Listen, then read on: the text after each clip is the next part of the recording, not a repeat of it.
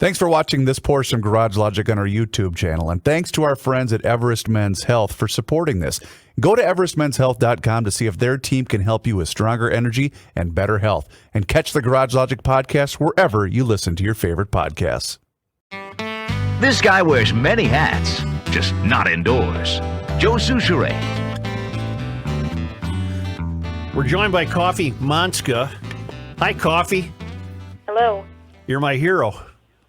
Oh, thank you. Heroine. What kind of law do you practice? Well, I work for a government entity Okay. as an attorney. And- I hear a huge echo. I don't know if there's a way you can stop that. We're working on it. See if that helps now. Do you hear it now? No. Okay. Well, a little bit. All right. But I can try to get over it. We're hearing you just fine, and we appreciate the pushing back remarks you gave at the Roseville School Board, and I'm wondering how you've come to develop your wonderful realization that public education is behaving poorly to children of color, in my estimation. I think it's just hearing what they do from my kids, seeing the assignments that are brought home, hearing the complaints of my kids and from other people who have told me what they've experienced. Well, you nailed it when you said they believe that not disciplining children will prevent a pipeline to prison. You said the exact opposite is true. Disciplining them would prevent a pipeline to prison. I'm personally tired of. I wish every black mother in the country, or father, or every parent for that matter, would go to a school board meeting and give remarks similar to yours, because I can't imagine how you must think they're not doing your kids any favors. No, they're not. That echo is really bothering me. Is there a way to stop it or no? Sorry. How about now, Kofi? It's hard to speak. Now it's gone. Thank you. Okay. It was just hard to speak when I heard myself bouncing back. But yeah, I think they think they're doing us favors by lowering the standards for us, but it's just terrible. So today a parent sent me an email that she had received from a teacher in her school district, which said they were going to be automatically giving kids 50% for every assignment. And we have the same standard in my school district in Roseville. And then the parent questioned the teacher, and the teacher actually put it in writing and sent her an email today saying, these are because we have equitable grading practices. And so what they do is they lower the standards for kids of color because I think they truly think our kids are dumb. Mm-hmm. And that in order to have equity, they have to lower the standards so that our kids can actually achieve. And I think it's insulting. I couldn't agree more. I've been saying it for 10 years. I was so thrilled to hear your remarks. There was something in your remarks that puzzled me. You talked of an assignment or an exercise, and you correct me if I'm wrong, in which white kids paid black kids $10 for their personal information. What was that in reference to? Well, at the middle school, it was the school. The school gave the kids of color a $10 gift card if they would fill out a survey giving away all of their private mental health and disciplinary data to an outside organization at the University of Minnesota. So they had them but I didn't like that they had them stand up in class, and the white kids sit, the kids of color stand up. For one, I don't like that type of segregation, which they have a habit of doing. They were the same ones that segregated kids to talk about George Floyd. Right. But also just that, they violated Minnesota law by having them give away all of their private mental health and disciplinary data without parental consent. What was their rationale for even attempting that, I wonder? I did question them on it, of course, and they wanted to figure out what kids of color were struggling with so they can provide them with counseling through the school and help. But, white kids could be having struggles, too. They're not immune from the problems of the human condition. No. And why are you just targeting kids of color when any kid who is struggling should be able to get help? Mm-hmm. You've got rounds of applause during your remarks. Do you have hope that your remarks will have enough impact to effect some sort of change in the school board's thinking? I don't know. I have no idea. I mean, I don't have much hope in that. My main purpose was to find more allies. My purpose in speaking was to find more allies in Roseville to come alongside me. I don't think we're going to change their minds in the public school system. So I'm working with groups on a mass exodus from the public school system because I feel like that's the only solution. Right. The other solution would be to hold them accountable. They need to follow the law. They should not be segregating. They should not be discriminating based on race. And so they need to be held accountable. So, I think it's important that the school districts, the schools change for all the kids left behind, because you might get a bunch of kids leaving, but then what about the kids left behind and they're learning all this crap, and it's going to transform America? And so I think it's really important to do what we can, but I do not have much hope. It seems pretty terrible, but there are a few creative angles that I'm looking into. You said our successes belong to us, as do our challenges, and the wonderful thing is we can do better for ourselves. And if I could rewrite that, I would say what you were saying is you're not letting black kids own their own achievements and challenges. You're arbitrarily assigning them what they believe to be their achievements, and those achievements end up being less than what they would be if they just got out of the way. Yep. And I believe we can do it. I don't think they think we can do it. We can do it. Even Frederick Douglass, right after, there's my favorite writing called "What Shall Be Done with the Slaves If Emancipated," and this is right after slavery ended. And he's like, you know what? We can do it. Mind your own business. When you white fellow countrymen have attempted to do anything for us, it has generally been to deprive us of some right, power, or privilege with you yourself would die before you would submit to have been taken from you. Mm-hmm. He talks about how white people are constantly puzzling their brains. What shall be done with the Negro? Mm-hmm. And he says, we're sick of being treated as, our greatest misfortune, he says, is being treated as an exception to all the general rules. Just treat us as an equal and as a brother. And so I don't think they're doing us any favors by lowering standards for us and all. We don't need the standards lowered. We can do it. If we could do it then, we can do it now. We are equal. And I don't know if people truly believe that. And there's people of color that are saying these messages too. I want all people of color to know we can do it on our own. We can do it. You told the school board that if you had been inundated with these same ideas, you doubt you'd be where you are today. Is that a correct statement? Correct. Because I did have a lot of turmoil and hardship, abuse. A mom who was a drug addict, we'd go to the store and she would steal food for us to eat. And I would go with her to the pharmacy and she would, have her fake prescription to get drugs. Like it was difficult. And even after my dad took me from her because he didn't like me living with a drug addict, I still faced lots of abuse from other people in life, and not my dad, but I had hardship and I made it. And so it makes me really mad when people tell black kids that they can't make it. Even if you have challenges, they can make you stronger. And so it makes me mad. And as a kid, I studied Martin Luther King. I just loved him. And I ended up organizing the first Martin Luther King assemblies at my junior high and my high school. And, the messages that they're giving today are contrary to that. And it really bothers me. Where were you raised? I was raised in Seattle, Washington, Kirkland, Washington. Boy. Seattle and Kirkland. Seattle right now is even worse than here. You'd have to make this same speech in Seattle. You'd have to make this same speech in every big city in the country.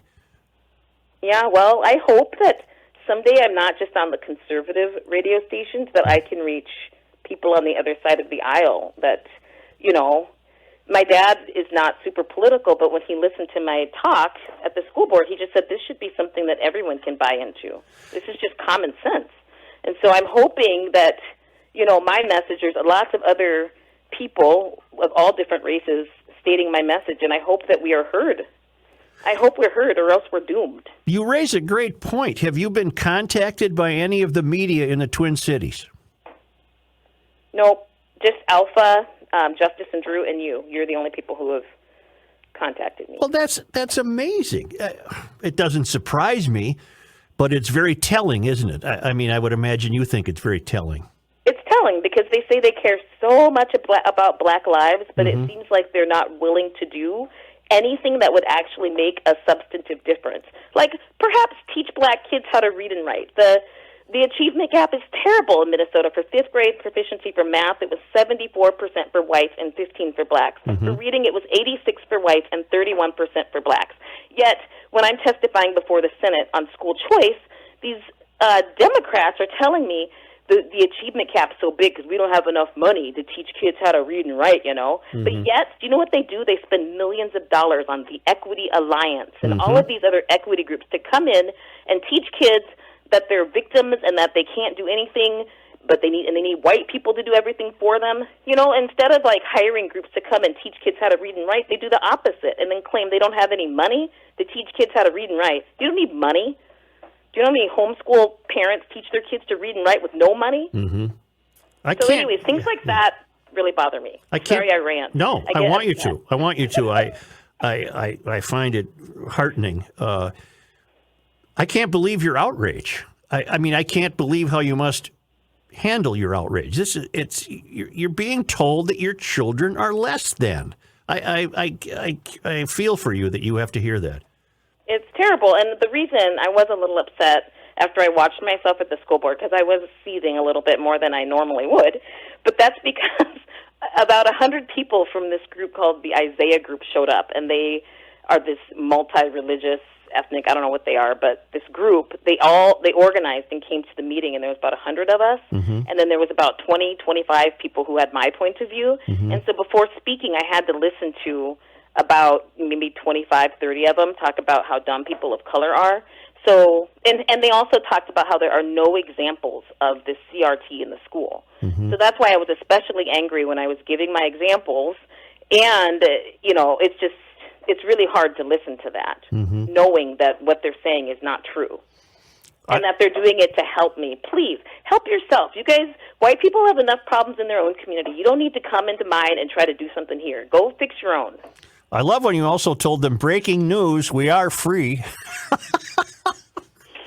Yes, because I don't think people think we're free, and that's not just at white people. That's at a lot of people. I don't think they think that we're free. I think people think that we're under the same, the same hold that we were with slavery and segregation, and we can do it. Like, we fought to end those laws, and we should be really happy that those laws have changed and that we now have opportunity. I mean, that we were able to have a black president be elected handily twice. That's amazing. Every single election that we can remember in the last 20, 30 years has been hanging chads, Russian interference, arguments about stealing the election, but not with those. Those were, he handily won. The only person who's handily won twice in the last, 30 years. Would it be safe to say you are a critic of Black Lives Matter? Yes, that's very safe.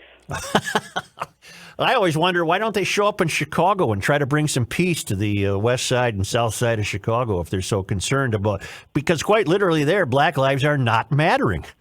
They don't matter. 6,000 to 7,000 black lives killed every year. They don't matter. And even in Minneapolis a few weeks ago, a 12-year-old boy shot by a black person. Those 4 kids who were shot, cute little kids that were shot, doing nothing wrong, minding their own business. And I don't get any emails from the school expressing the grief that they died. No, nothing. You don't hear about it because I don't think I don't know what the problem is. I know Black Lives Matter doesn't truly care about black lives. If you look on their website at their 7, they've got these 7 goals. All of them, 5 of the 7 have Trump's name in them. They are a political organization. What do you see yourself? What do you see yourself doing in the future? Because you are too intelligent and too on top of this to remain silent. What do you see yourself doing? I don't know. Okay. I don't know what I'm doing right now. I'm focusing on making change in education. I worked with Senator Chamberlain on trying to get education savings accounts passed. But I don't plan on running for office because I don't know. I get too mad, as you can see, and I don't know if I can handle it.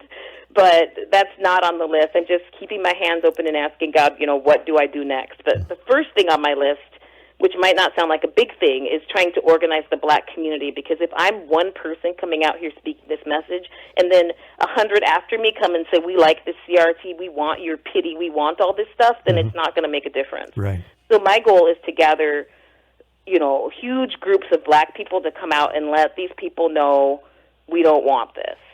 Speaking of that, Kofi, you had mentioned at the beginning of your speech that you had started the group called Roseville United. What is that? It's a parent group in Roseville, and There's White Bear Lake United. We just had a meeting of parent group leaders, and there's probably like 50 or 60 parent groups throughout the state who are fighting back. Wonderful. Against stuff. And so, yes, if any parents hear me and you're in Roseville, then you can go to the website, theexodusmn.org, and there's a contact us, and you can email me through that, and I will get in touch with you. The Exodus is just another group I'm a part of. It's 5 black moms and grandmas who are out fighting against CRT and BLM. Well, we can't thank you enough. You were doing the Lord's work there. I hope you continue. I understand why you would not prefer a political future, but there's many She's other too ways. smart to run for office. Yeah, too damn smart to get involved in that BS. But there are many things you could. I understand you've been a garage logician for a while. Yes, I have for many, many years, and Wonderful. I love you guys so much. Well, we certainly appreciate you, and we congratulate you because you did exactly what we've been talking about. You pushed back. Well, thank you. Thank you very much. I'd love to stay in touch with you. Will do. Thank you. All right, thank you. Bye-bye. That is Kofi Montzka, and she's the future of hope, as far as I'm concerned. How do you spell Kofi's last name? Montzka. And I will find that Roseville United group page. I will post that to the GL social media channels if people are in that area or know people that are in that area that would love to connect to Kofi. She's cool. Yeah, She's I want very- Kofi to run for office. Well, No, she's too smart, John. We need her too smart. You're right. Don't let her get bogged down in politics. Yeah, good point. Yeah. Boy, what an awesome gal. Man. But a great sin is taking place in this country. I'm going to frame it as a sin with these people in the failed academy dismissing these children Yep. as less than. It's a crime. It's a crime. If it's not a theological sin, it should be a crime. It's a hate crime. It's a hate crime. It's pathetic. And she's an example of a parent who realizes this and says, stop doing this to my kid. Mm-hmm. You're not doing my kid any favors. This is ridiculous. Well, we ain't done yet, so we're going to come back shortly.